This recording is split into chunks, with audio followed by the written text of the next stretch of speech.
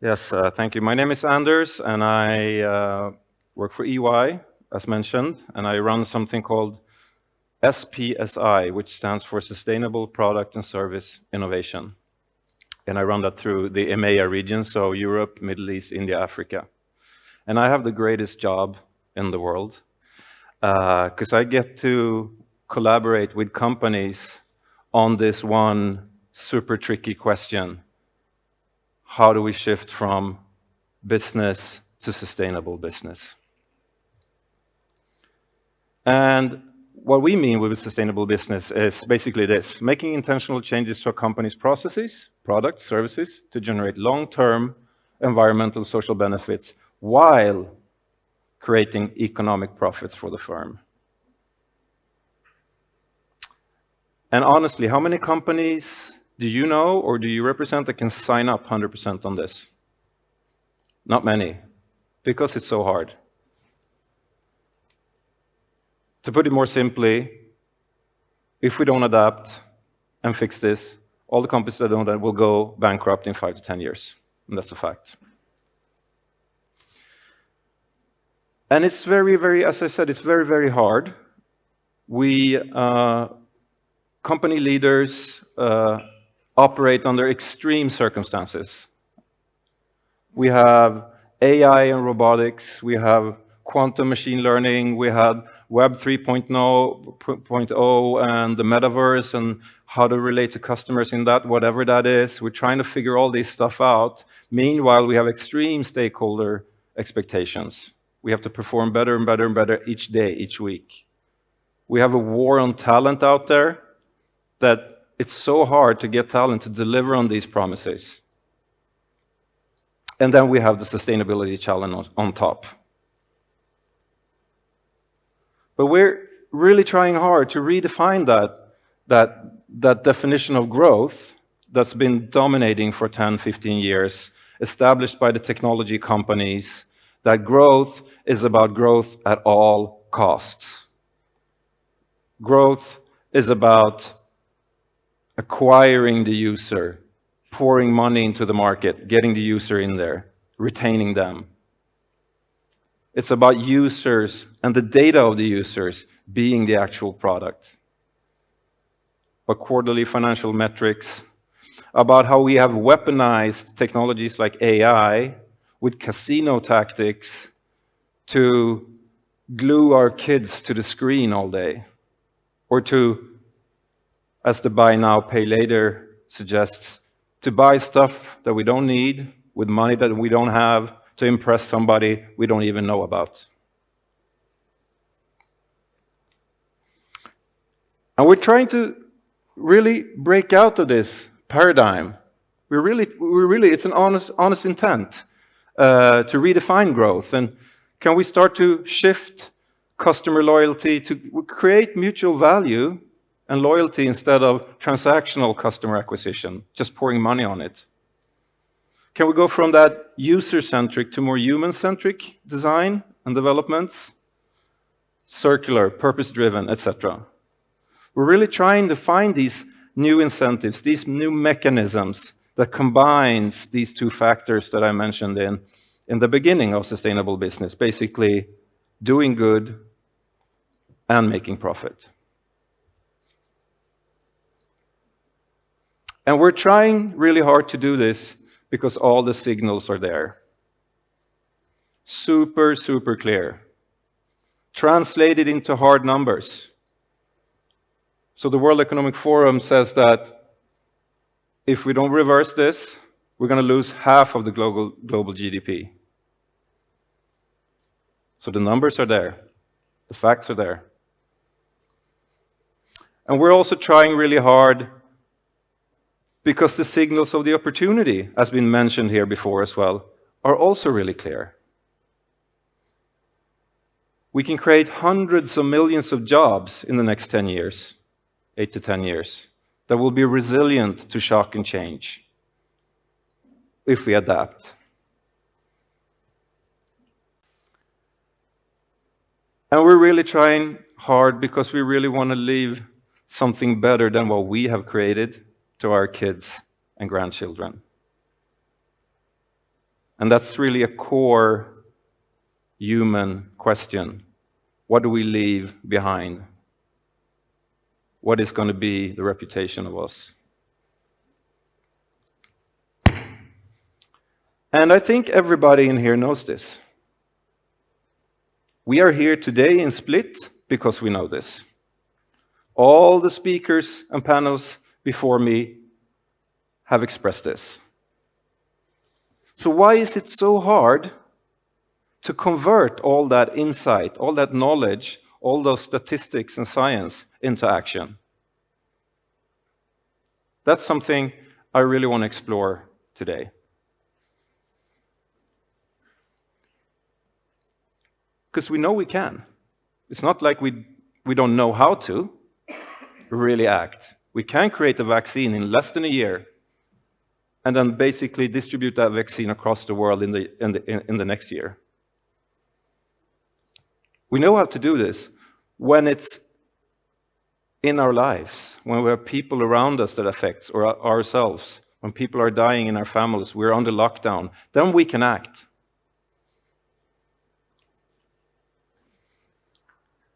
We know we can. Because, like Mike Tyson said, he said, we all have a plan until we get punched in the face. Then we have to start acting. And we just got punched in the face by this geopolitical crisis that we are in right now. And out of this come a massive acceleration that also was mentioned here before, the Power Up EU initiative. That we're really accelerating that Green New Deal in EU that we've been talking about for so many years. And now we're doing it. We're going to do it in 5 years. We're going to put 220 billion euros into it. Geothermal, wind, biomass, pumps, all over. A massive, massive, massive effort. But we needed that punch in the face to start. We could have done this 10 years ago, 15 years ago, and be done with it. But we didn't until we got punched in the face. So that's what I'm thinking. I'm thinking about what if we could replicate that sort of crisis situation? What if we could replicate that sense of urgency? Replicate crisis without the crisis actually happening. Can we design those signals that we see? Can we redesign them, package them in a way that they have impact on our leaders and our stakeholders? So we can go from reaction to proaction.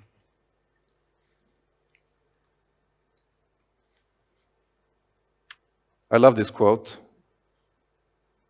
We need to rewild our imagination. We must learn how to dream again. And we must learn that together. Because we're not in a climate crisis only, we're in a crisis of the imagination. And all of this information that we have, all of this science, and all of the numbers that we've been looking at today, and that we all look at, we need to transform that, translate that into action. And I think, and that's my thesis of today, that that's about imagination and creativity.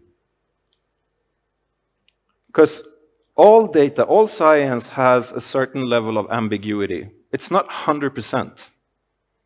100% exact causality, one-to-one, that's the punch in the face. That we have when it's happening. We say, oh, it was exactly like we thought it would be, that we predicted 15 years ago.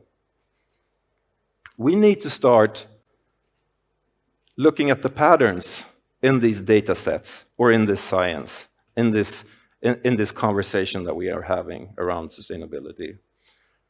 And trust the pattern. And say, I don't know exactly how it connects, but it seems to connect. I'm going to put my bet on that. And that's what I call a leap of faith. And to have a leap of faith, you need to have courage. And again, I think these experiences that we can actually design ourselves will give us that courage that touches our hearts as well as our minds. You can call them realistic utopias, maybe. Because as a creative society, a modern society, we're so adept of creating dystopias. We have all this creativity around painting a disastrous picture of the future. We all know this movie and these books, The Hunger Games, but we have everything from aliens attacking us from outer space, Hollywood, we have the giant waves engulfing cities, we have the earthquakes, we have the wars of the future, we have the Terminators. And we go to cinemas and we consume this a lot. And it's an extremely creative output. Is there a way to kind of translate that to a utopia instead? We're not as good as that. We don't see those films. We don't see that art. But this is Margaret Atwood, by the way. I think many of you recognize her. The queen of dystopia. She wrote the book called The Handmaid's Tale, which many of you probably seen the Netflix series. She actually took that power, that creative ability that she has, and that she has put to use into creating dystopias to actually start creating utopias. And you can go check it out online. She has an online course that you can take in something called Practical Utopias, where she reverse engineered that creativity and puts it out there and try to kind of teach people or collaborate with people so we collectively can learn how to reimagine realistic utopias or practical utopias, not science fiction. Things that we can do today. We just need to put them together and imagine them so we can come together as a society. We can come together as multidisciplinary scientists, engineers, creatives, social sciences, etc. My team did a thing in Chicago earlier this year, which is a good example of that. We did a conference. It was a conference in Chicago, and we did an installation called Chicago of the Future, similar conference to this. And we created a dystopia-utopia experience that you could actually walk into a physical space, and you had two entrances. On the one hand, you go into Chicago, 2035, business as usual. We haven't done anything. And the other entrance is Chicago 2035, but we have started now transform with regenerative tools and assets and knowledge that we have today to make a regenerative city. And if you go into that first door, this is what you will find. You will be immersed into this experience. And we will have facts displayed around the world. It's like a 360 experience, multi-sensory. We had these, just checking on time, 11 minutes, good. We had these fans that blasted hot air. So when you come in, you could feel the hot air, you could smell it, you could hear it, you could understand it. And all these things that comes up on the screens are all fact-based. It's not mumbo-jumbo or science fiction. It's just like, it's stuff that we know that we can do today, that we are doing today in some ways. And if you go through the other door, the regenerative door, 2035 Chicago, you will immerse yourself into this future. And I think there's actually sound, but maybe it's not working now. But you can get my point. Birds chirping, nature, city living in harmony. And all these things that you see here displayed there, they're all things, vertical farming, precision fermentation, mushrooms, myceliums, the stuff that we're doing today. So this is what I mean with a sort of a realistic utopia. The translating effect from science to action, from insight to action. The punch in the face. Oh, there you go.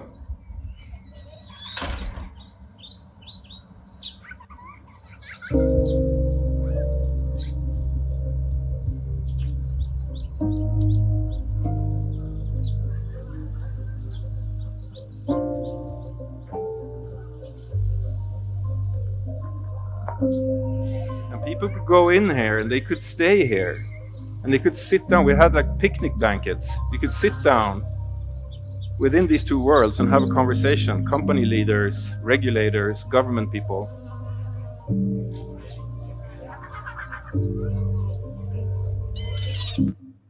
This is another example from a company called Superflux, which is a boutique design agency that really dedicating their talents to this, that I really, really love them.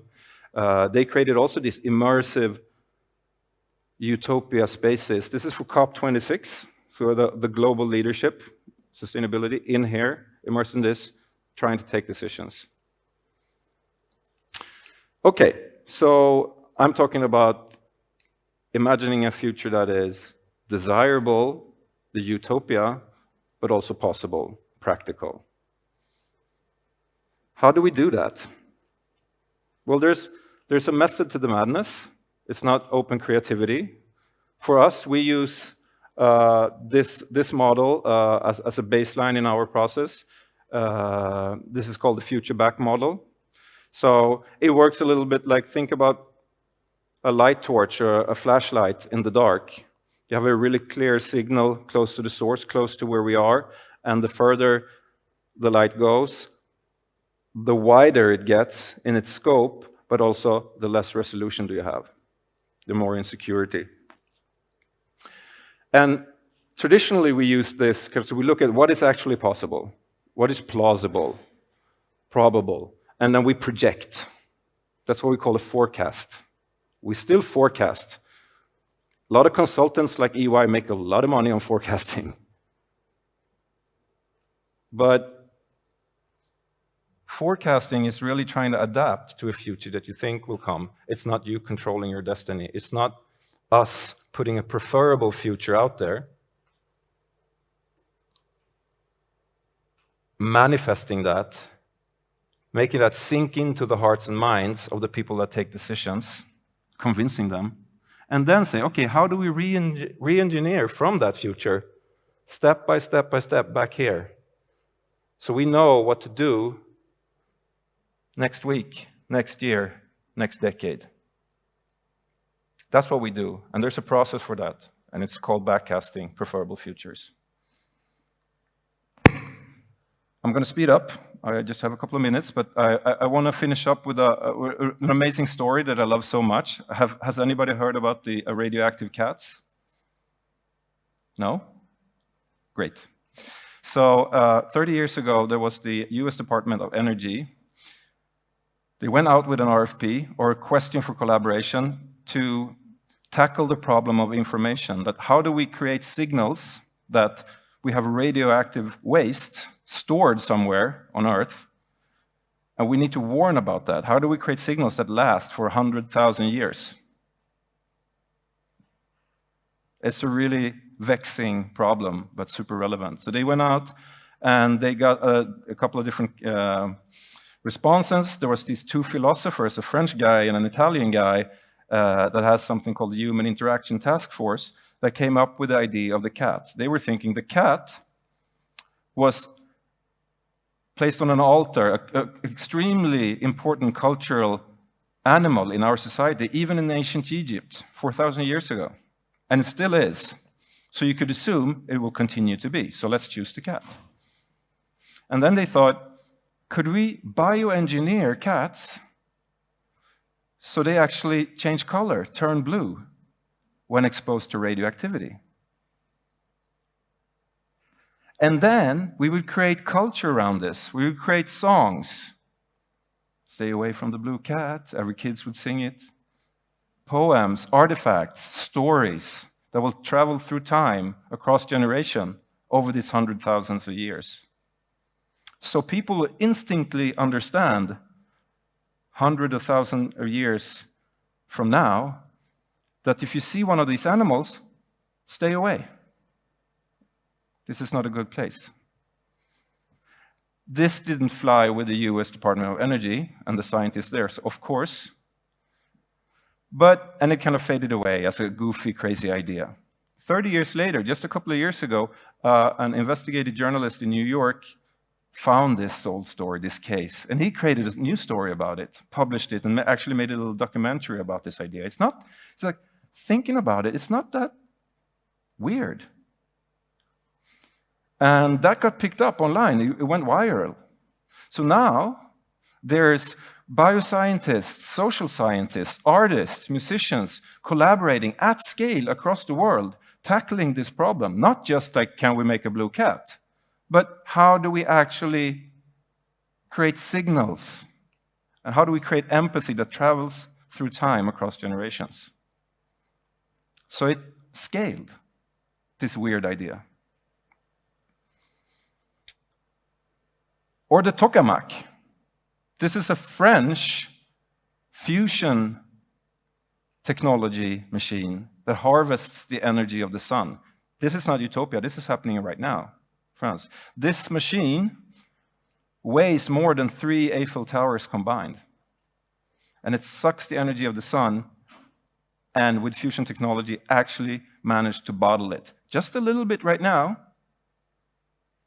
This is about scaling it. This is a utopia for me.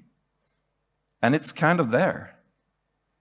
What else can we create that is here, that really imagines this preferable future? So my time's up, almost. So I'm going to leave you with these 3 things. I think creative imagination and artistry needs to be in the core expertise, in the core teams that are making this change, regardless of industry or company or organization. And we need to aim for the future, but really make it tangible. We're not sci-fi.